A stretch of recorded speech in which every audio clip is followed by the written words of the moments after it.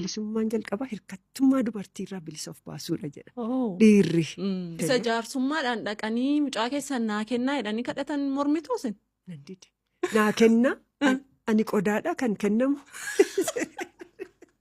Didaa isa kaan immoo gurguramus jedhama miti. Kennuun tokko immoo hoolaadha kanatti dhattee diboosee qabattee maal jettee bittu hoolaadhaan kanan Gabbara kan itti baafama. qabamee kennamee qabameen kennamu ka qodaas fuudhameen kennamu barbaaduun jedhe. Innis hin barbaadu sana. Garbittiis hin barbaadu, qodaas hin barbaadu, nama naan qixxeetti na wajjin bulluun barbaada jedhe. Lachuu keenya qabsooftuu. Maatii irrattis jalqabda. Maatii irratti jalqabne. Achi walitti dhufnee biyyatti hin deebi'e. Yoommoo haalli jijjiiramee deemna ta'e deemuun nurra jiraate barreessaatii nutti himaa jennee adreesii keenya dhiifnee deemneerra.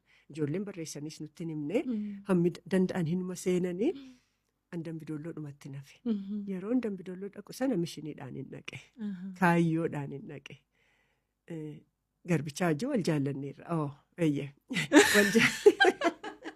Wal jaallanneerra.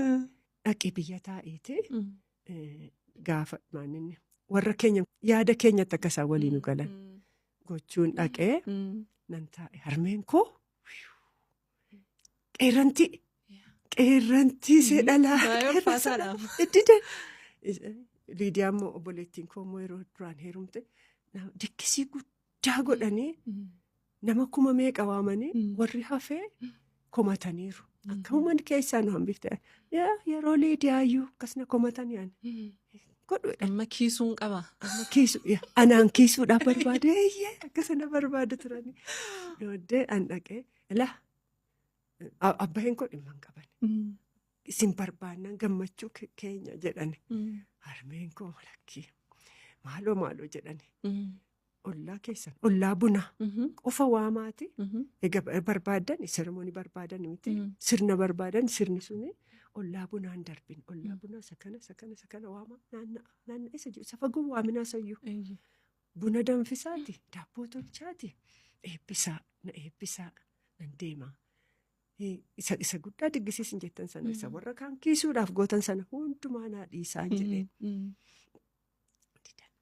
Akkas taanaan egaa ani gaasa inni ta'u taanaan zamachaan dhaqaan jedhe sobeeti. Koodii walii dhiifneerra garbichaa wajjin. Maal jennee dhaqee achi taa'e hamma dandeesse yaada isaanii jijjiiruu carraaqee yoon taane naa bilbili.